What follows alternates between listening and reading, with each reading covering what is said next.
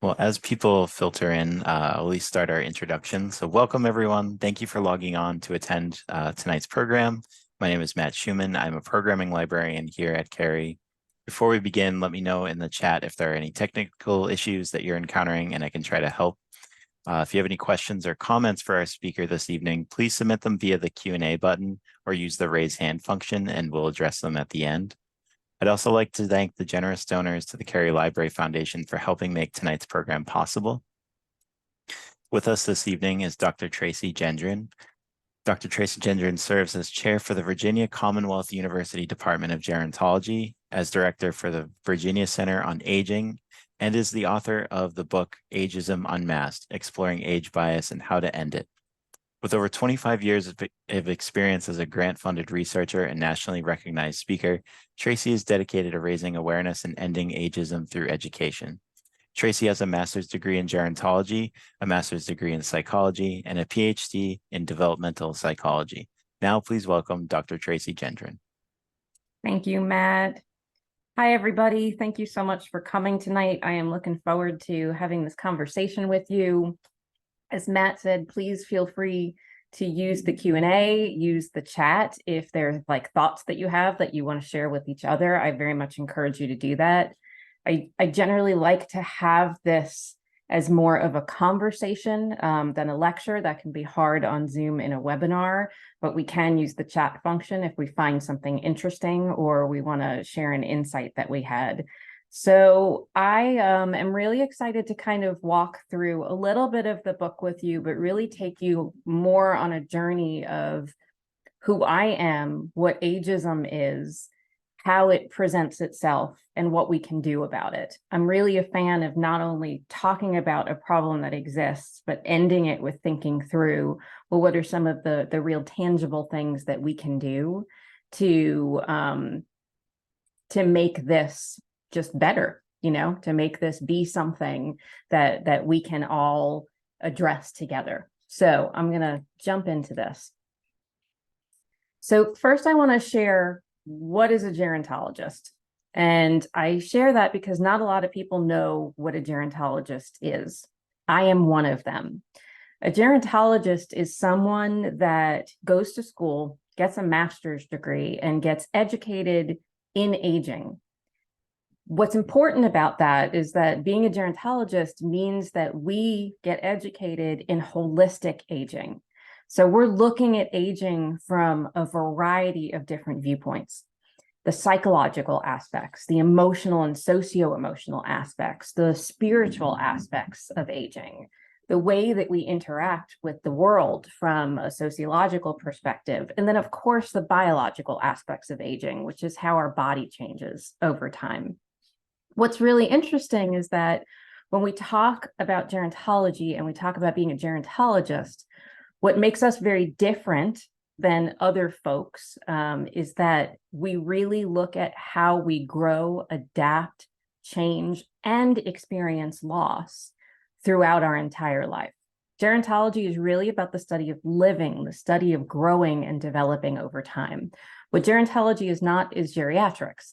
Geriatrics is the branch of medicine that really focuses and deals with problems and conditions that happen as we get older. Gerontology is much broader than that. So why do I start by telling you what a gerontologist is? Well, it's because aging itself is much more than most of us realize and much more than most of us talk about. And I think we need to understand aging and how we misunderstand aging to really have a framework for understanding ageism. So we're all really familiar with how our bodies change as we age. We are really familiar with the way that systems in our bodies don't function the way that we used to as we grow older. Things that we can't do anymore that we might have been able to do, or the stamina that we might have had. And that's really important because that's very real. Aging does happen within our bodies. And if you heard that, please excuse me, we're in the middle of a thunderstorm here. So I have a hotspot as a backup, but hopefully we'll stay connected. So biological aging is, again, it's about our bodies. It's something we all experience. It's something we all share and something we have in common. But when we only think about aging in terms of our bodies, which many of us do, we miss the contextual factors that really make the aging experience very unique, very personal, and that lead to opportunities for us to continue to become and grow and develop as individuals. So we misuse this term aging in a couple of different ways. First of all, we talk about it solely as a process of decline, when clearly it is not. It is something that is about growth and development. And then second, we use it as a process of talking about other people. So let me share with you my moment, my realization that as a gerontologist, someone that was trained in this, that I was carrying very deep-seated ageism, internalized ageism directed at myself. There's many opportunities for people to ask, what is a gerontologist, and to ask me specifically why I became a gerontologist. And my standard answer would be, well, I wanted to have all of this knowledge, holistic knowledge, biopsychosocial, spiritual knowledge about aging so that I could best serve the aging population. And I would say this answer over and over and over again until one day, only about a decade or so ago, I had this realization of, why am I talking about aging as older people? I am aging. You are aging. We are all aging, no matter what age we are. Why do I other it?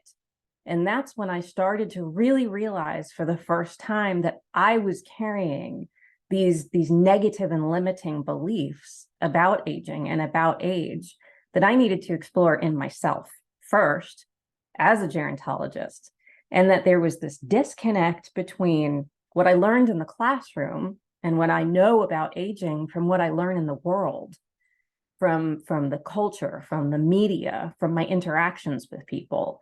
And it got me really thinking that I wanted to explore this even deeper. And it also, I think, is very humbling because it shows that we're all kind of on this journey and on this path. Even as a gerontologist, I can be ageist and I can experience ageism. So when we other and we use aging to talk about other people, we're disconnecting it from the universal process that actually connects all of us.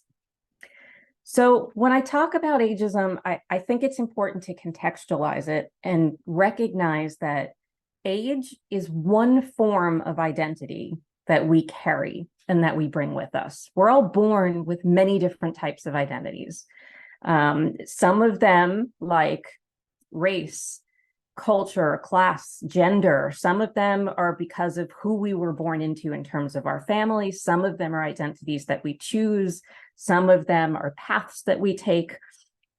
But really, they all bring certain experiences to life for us. So age is one of the only forms of identity, not the only one, but it's one of them that continually changes over time. So how we respond to the world when we are 20 is different than when we're 40, and different when 60, and different when 80. And how the world responds to us is very different as well. So we're constantly forming and reforming our age identity. Who am I at 50? Who am I at 80? And how does that impact my whole life, my whole existence? Ability can do that too. We can have disability at any time in our life, some people throughout their entire lives, sometimes through multiple points in our life. And we realize that the world is a little bit different, and the way that people react and respond to us is a little bit different. So it's important to think of age as one part of our identity that continues to change over time. It's also important to contextualize age and recognize that our other forms of identity, race and gender and sexual orientation, gender identity, all of those things are linked to our longevity, are linked to how well we often age because of either barriers that are put up or opportunities or privilege that's created. So age is one piece of who we are that continues to change over time. One of the things that I continue to find really interesting as a developmental gerontologist is that we have knowledge and we have language to talk about how we develop over time. We talk readily about infancy and toddlerhood and childhood and adolescence And then we talk about adulthood, and then we kind of keep talking about adulthood or maybe getting into older adulthood. But we don't really have a term or a word until now to talk about what it means to develop in later life. And I use the term elderhood to talk about late life development. Now, why is this important?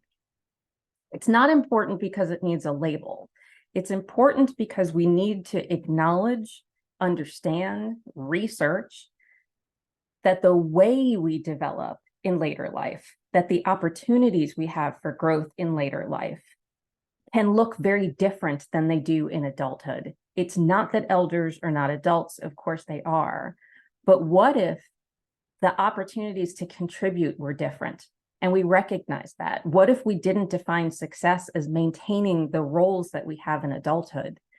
Because right now, the term that we use to talk about older adulthood very often is retirement. And I write about that a lot in the book, about why I find this term retirement to be a problematic way of talking about later life. Retirement tells me one thing. It tells me that you used to work in a full-time job and you no longer do. If anything, retirement is a very withdrawal-based term because it tells me who you used to be. Elderhood is a very strengths-based term that talks about who you are and who you are becoming. Retirement is a social institution. It was designed for a reason. It is not a life stage, but elderhood is a life stage. And that gives us the framework to study it a little bit more, to try and understand it and to carve out new roles for older people, new opportunities for older people. So I think this word elderhood is really powerful, and I think it's really important. So that's a little bit about aging and how we misunderstand aging. And if we misunderstand aging as a process of decline, and we don't see that elderhood is a potential or something to look forward to in our future as a way to grow, then we're going to walk right into a culture that's kind of built around ageism. And that is indeed what our culture is built around. And that is pretty much what the whole book kind of walks through, is the history of how we got to this moment in time and all those cultural things that happened to get us here. So what is ageism? Well, the broadest and easiest definition of ageism is discrimination based on age. Ageism can be directed towards older people. It can be directed towards younger people. It can be directed towards anybody based on age. When we make an assumption, when we make a judgment, when we stereotype somebody and assume something about them because they are deemed as either older or younger, we're falling into ageism. Ageism can also be implicit, meaning that we have no awareness. It's an unconscious bias. Or it can be explicit, where we are kind of aware of it, but we are driven by making that assumption. All old people can't drive, for example. That would be an explicit example of ageism. It's directed at others, but it's also directed at self. That's called internalized ageism. So how you feel about your own aging is internalized. Some of us have awareness of it, some of us don't. But if you think about questions like, how do you talk about growing older? Do you consider yourself someone that's aging? Do you think about getting older? Do you have fears around getting older? That can be indicative of some of your deep kind of reflective feelings about aging. And if you carry that fear and that anxiety and that dread, and you want to disassociate with being older, that's internalized ageism. So it's externally driven. Sometimes we're aware, sometimes we're not. It's internally driven. And then it also lives in our relationships. So it's in the things that we say to each other, often the compliments that we give each other. You don't look a day over 35. You haven't aged a bit since I saw you last. That outfit makes you look really young. All of these things are perpetuating this value that looking, feeling, acting older is not something that we want, and that being younger is. That is all feeding into ageism. And what happens is when it's out there, it becomes internalized within us, and then that cycle repeats itself. So ageism is actually quite complex because it presents in so many different ways. So where is ageism? It's everywhere. We learn about what it means to age from a variety of different places and sources. A lot of it really does come from the culture at large, the media at large. If we think about some of the earliest messages that we get, you can even think back to kind of children's books and Disney movies, and how some of the characters, especially older women, are often portrayed as hags and as witches and as scary. It is indoctrinated, actually. We are not born ageist. It is not innate. It is taught. As we get older, we're taught that, we better not wait too long to start our anti-aging regimen, to think about how we're going to fight those wrinkles, to think about how we're going to look younger. And that as we continue to age, we're bombarded with advertisements, with magazines, with a whole anti-aging culture that really shames us into thinking that success means we need to look a certain way, which is generally younger. And this is a problem. It also happens in a variety of different settings. So it can happen within healthcare. In fact, there was a study recently that found that people that experienced ageism within a healthcare or felt as if their needs were dismissed because they were older, that it cost $63 billion a year. That's because we can manifest some of the negative things, outcomes that happen from internalized ageism, but also because if you've been dismissed as an older person because you've experienced pain and someone says, well, what do you expect? You're just old. Then you're less likely to seek care for something that could be treatable. So it's complex. It's everywhere in all of our systems and in all of our settings. And I also wanted to bring up that generational bias is also a form of ageism that can be really damaging. So we're really familiar with how we use these generational terms. We use the terms baby boomers, Gen X, millennials, Gen Y, Gen Z. And what we suppose is that because people were born within this arbitrary 15, 20-year span, it means that they have something in common, that we can predict their behavior, that we can predict the things that they're going to like and dislike. And that ends up causing manufactured tension between generations that may or may not be there. So we need to think critically about how we use generations. Understanding that a generation may be exposed to different historical experiences is fine. Using a generation to predict how somebody is going to behave is not. It just doesn't make sense. And the example I like to share is even just thinking about the baby boomers. Baby boomers were born from 1946 to 1964. So a baby boomer that was born in 1946 grew up in their formative years in the 1960s. The 1960s was a very distinct, sorry about that, big thunder, a very distinct historical time in life. The hippie culture, the Vietnam War, there was political unrest, there were civil rights movements that clearly affected that person. Another baby boomer who was born in 1964 grew up in the 1980s.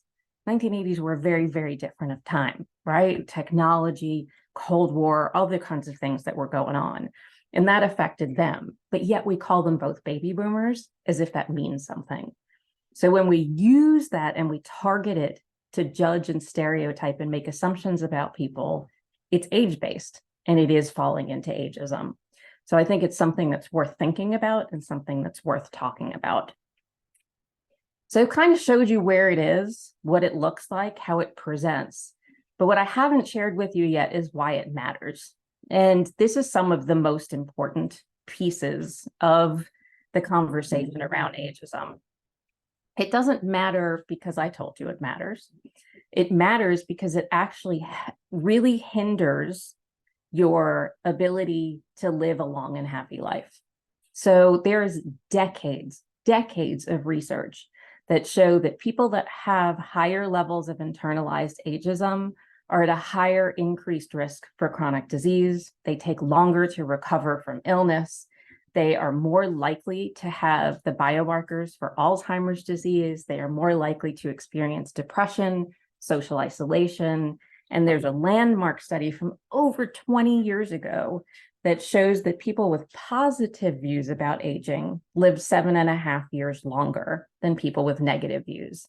It's a study that came out of Yale, and it accounts for a whole lot. So it's looking at people over time and shows that 7.5 years is even on top of gender and socioeconomic status and loneliness and functional health and all of these real important predictors of longevity. So it matters to us. It matters to our own health. It matters to our own happiness. And I think that, if there's one thing that people take away from a talk on ageism, I hope this is it, that this is an issue that is actually really personal, and it's really about all of us. So the other thing that I like to really kind of pick apart, because it's very nuanced, and I talk about it in the book as well, is really differentiating between ageism and ableism and understanding how they go hand in hand. So as I said, ageism is discrimination based on age, and that could be anybody of any age. Ableism is discrimination based on ability, and it's when we have preferences for able-bodied people over people that have disabilities. Now, we can have disabilities at any point in our life, and we can experience ableism at any point in our life. However, when we think back to that first conversation we had about aging and how aging does include biological decline, we recognize that as we get older, we are more likely to experience both ageism and ableism because we may have some limitations, some disabilities, some physical challenges with capacity. So when we're kind of like navigating the world, sometimes that combination of ageism and ableism can accumulate. It's called cumulative discrimination, where we layer one type of discrimination on top of another, and it just kind of adds up. So think about the last time you went into a fancy restaurant, or any restaurant really.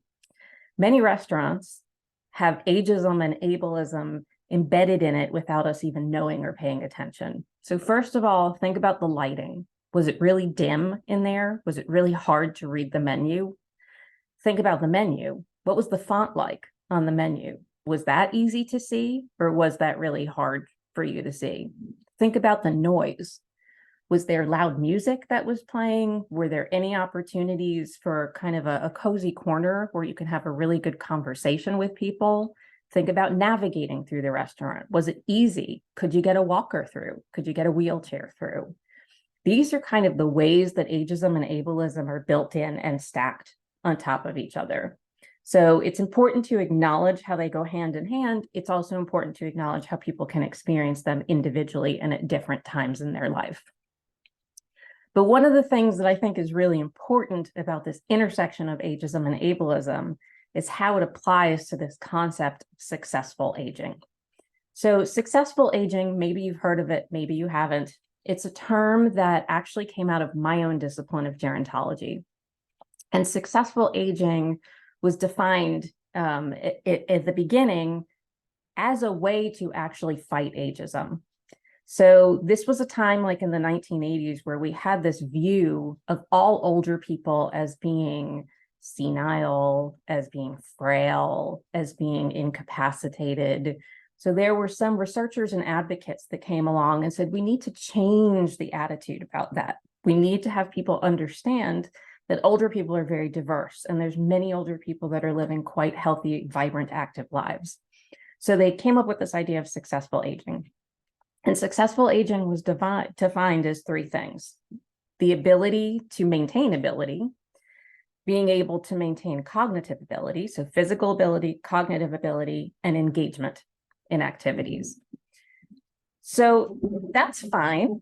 And for many people, they are able to do that for many, many years. However, given the fact that we are mortal and that eventually we will all decline in some way, this kind of becomes like a straw man fallacy in which everybody will fail.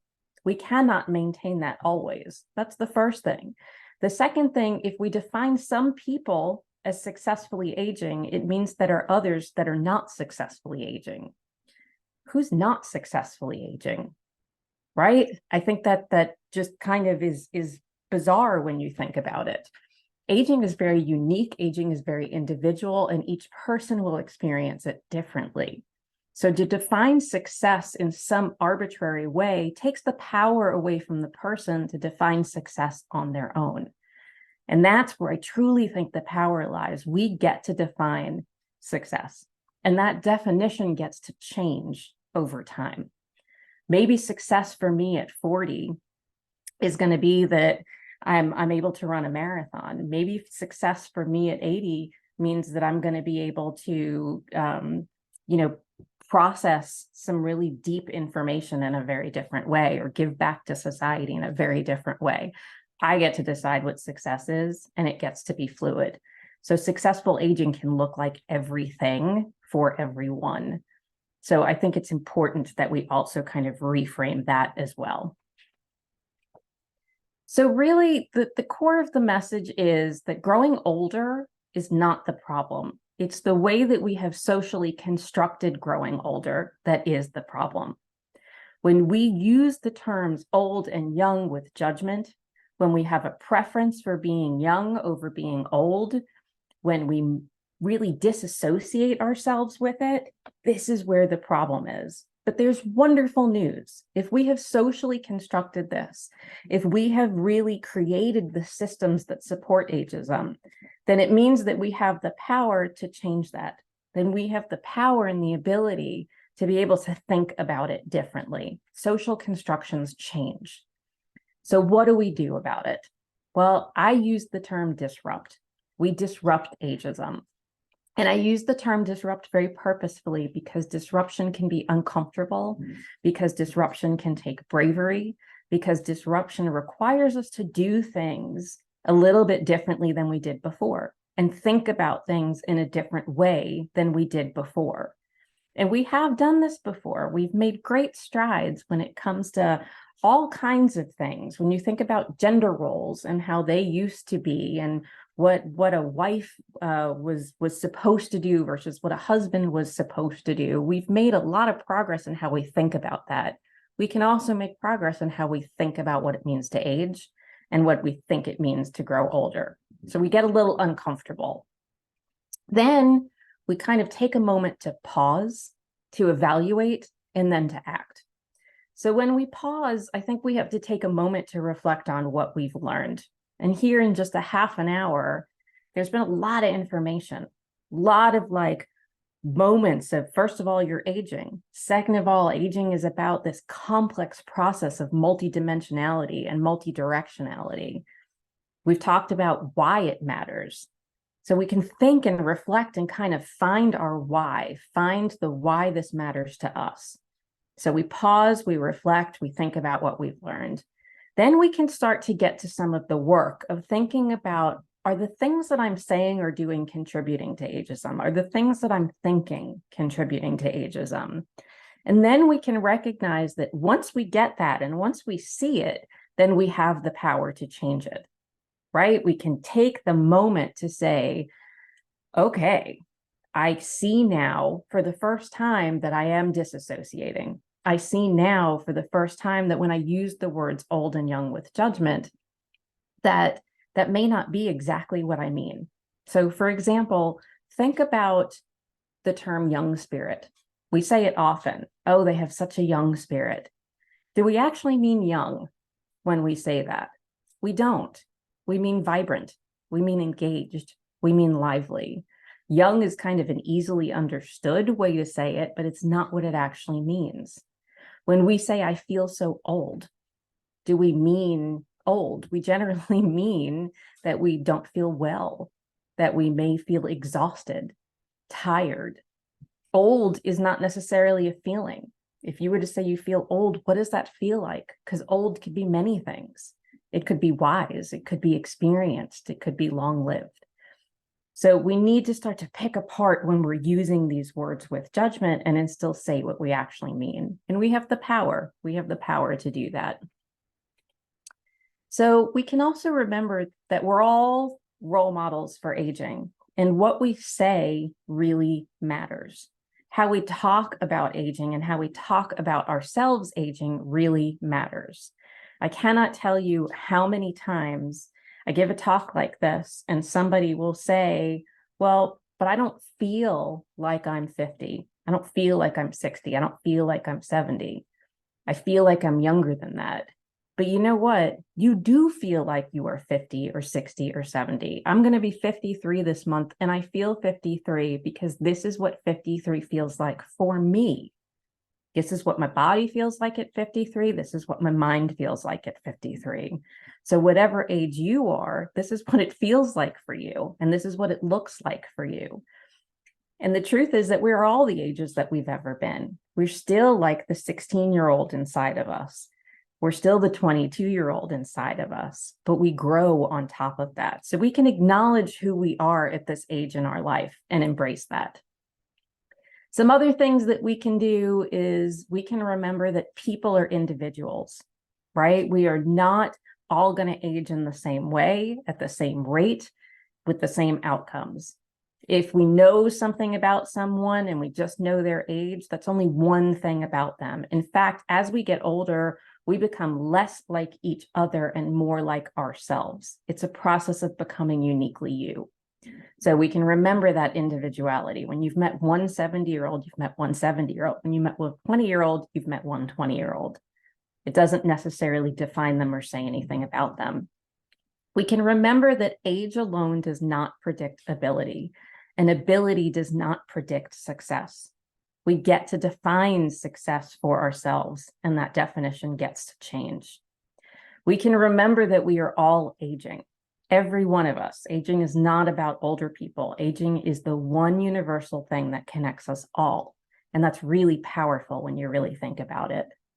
We can recognize that generations are not homogenous. Just because somebody may have been born in the time that we call a baby boom, or we call a Gen X, or we call a Gen Z, doesn't mean anything about them.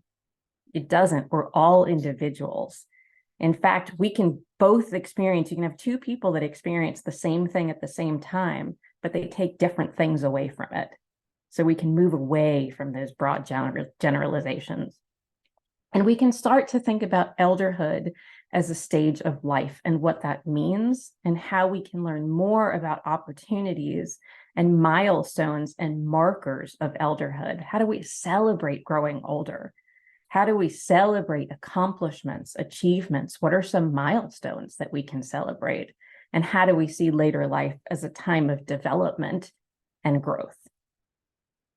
So I really do encourage you all to create your own definition of success. I encourage you all to think about, how you see yourself as an aging person, what that means to you, to challenge some of those beliefs that you may have about aging and growing older, and to start to see it as a time of opportunity and something that we can all look forward to.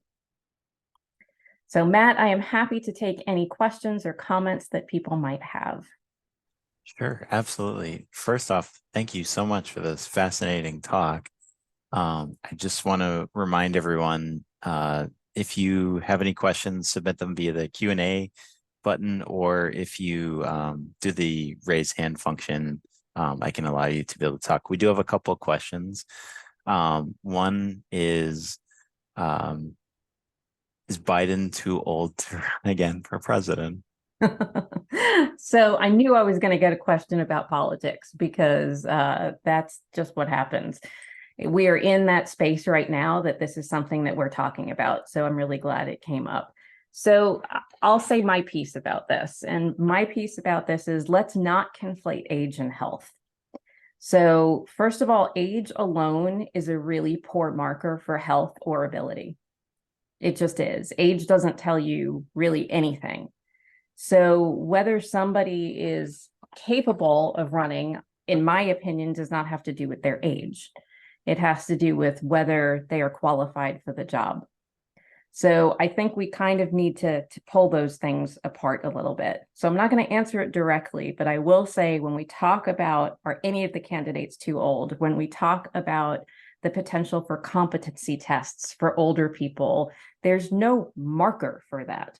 There's no way to say at this age, is the right time. Instead, we can look at just competency in a different way and all of the things that can happen throughout our lifetime, whether it's drug and alcohol abuse, whether it's depression, whether it's a traumatic brain injury that can actually lead towards potential complications with competence. But age is not alone one of them. So I encourage people to not conflate age and health. There's one here. It's, I think, kind of two questions in one. So they said, excellent presentation. Isn't menopause a particular factor for how ageism affects women that cannot affect men? So gendered ageism is a great topic. And yeah, men and women, or people that identify with masculine and feminine, can definitely experience ageism differently. So I think for many women, yeah, menopause can be one of those times. It's also something that we don't really talk about enough, that isn't clearly understood well enough, that as women, I think we can really do better ourselves with just acknowledging kind of how it affects us and how it changes us. Women tend to have kind of this double stigma of being invisible and hypervisible all at the same time. So as it relates to ageism. So older women are often very judged for physical appearance, for wrinkles, for hair, for body weight. There's a lot of shame that goes around that.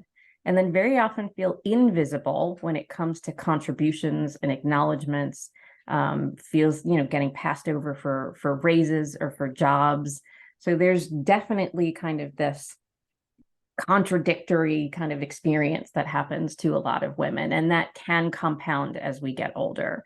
Men also experience ageism in different ways. And I think one example is if you think about the top product that is marketed to older men, I wonder if you can guess what it is.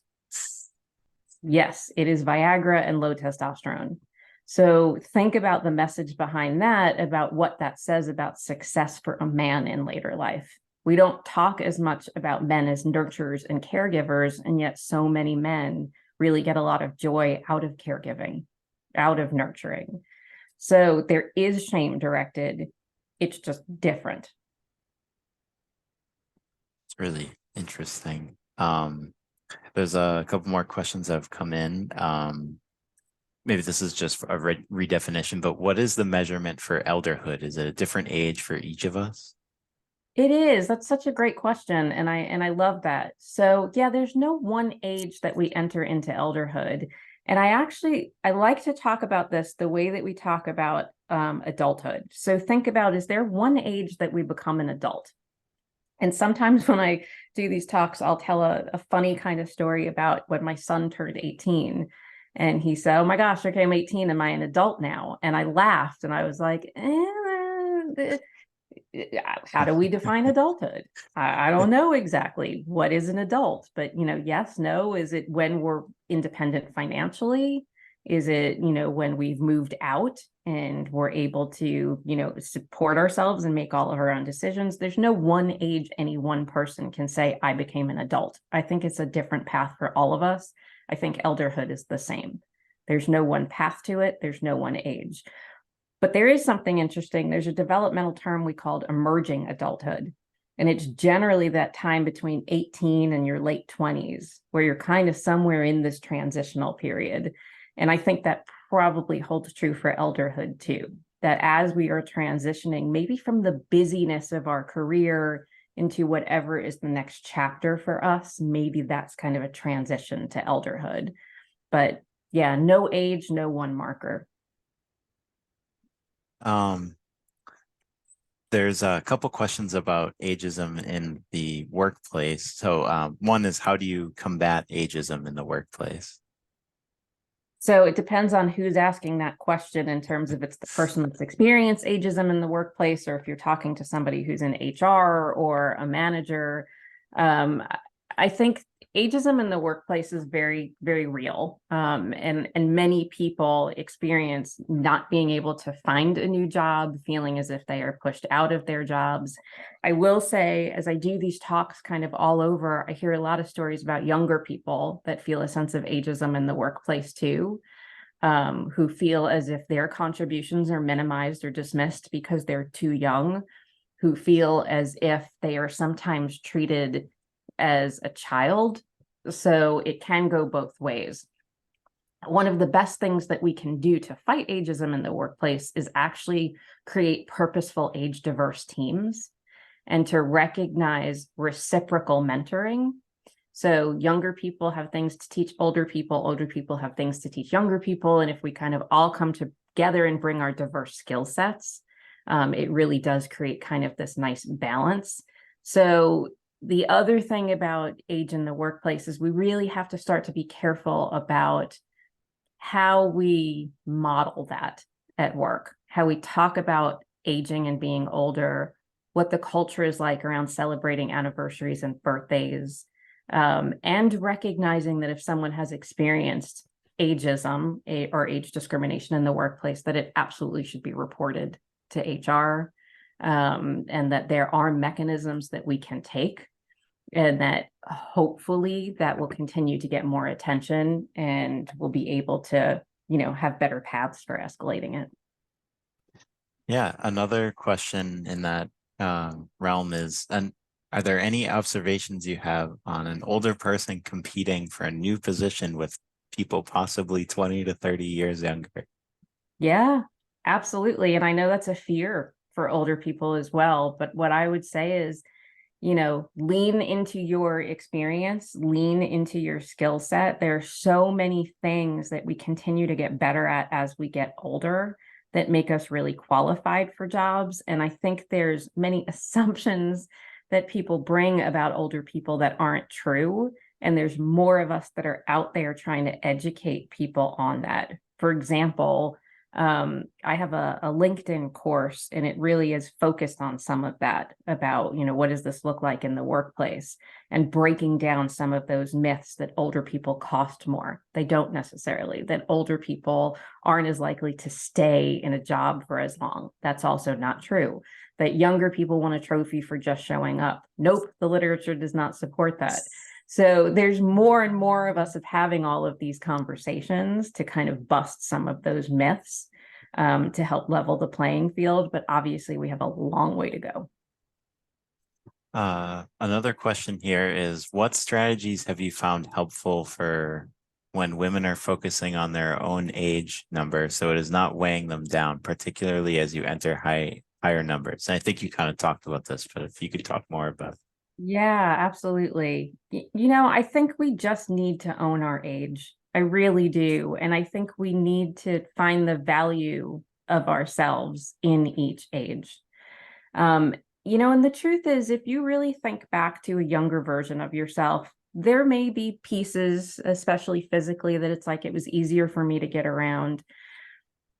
But I guarantee you can think of something that you like about yourself better now than you did when you were 5 years younger, 10 years younger, 20 years younger, because we work hard to grow and we keep growing.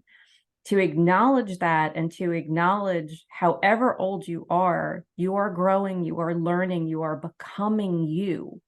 Still, till the very end, we become. Till the very end, we are learning new things about ourselves. We're also more comfortable in our own skin. And I think if we model that, as hard as that can be sometimes, and I understand the fears underneath it, it starts to catch on and change the culture at large. So I don't have one particular answer without knowing the person and what it is that they may be struggling with. But I think to recognize you matter, and you matter at all ages, and your contributions matter, and your thoughts matter. And actually, we really need the wisdom and value of elders now more than ever. So to pass that along to somebody else, I think, is a gift. Yeah. There's another question. We're more aware of diversity, equity, and inclusion. Should society provide more tailored services for older people? So that's an interesting question. Yeah, we're definitely more aware of DEI, and I think more and more, we're still not there yet, but we're trying to include ageism and ableism conversations in DEI. At the same time, that question kind of, leads me to say, we're in the midst of this real population shift. So there are going to be more older people, even than people that are under 18 for like the first time.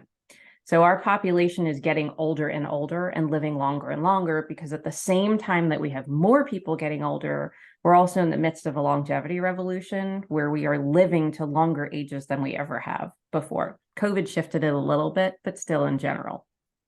So we're actually really going to need to invest in the infrastructure to support people.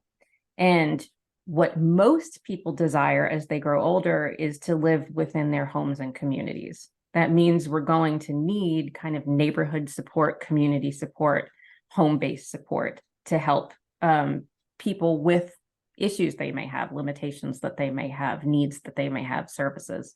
So yeah, we're going to need that investment. And probably we should have been planning for this and thinking about this 10 years ago, 20 years ago, 30 years ago. Us gerontologists have been talking about it and hoping that, some of the laws and funding catch up with that. But there's definitely going to be a need. There also is going to be a need for more older people to stay at work longer or to re-engage with work, because there are fewer younger people, and that's like an economic issue. So the landscape is changing. Yeah, that's such a wide scale too. Are there any examples of like communities using that kind of model like currently? So there's like, I don't know if you've heard of the Villages, but the Villages is a model that really kind of, it's almost like retirement communities that are created in and of themselves, where you rely on your neighbors and others for support. So there's like naturally occurring retirement communities. We call them NORCs. And yes, there are examples, and the Villages is one of those movements where it's like created communities of people that help each other. They're fabulous. That's really interesting. Yeah, let's chalk it up to an accident. But thank you so much, Tracey, for speaking with us tonight and sharing everything. My pleasure. Thank you for having me, Matt. Yeah, absolutely. And have a good night, everyone. Thanks. Take care, all.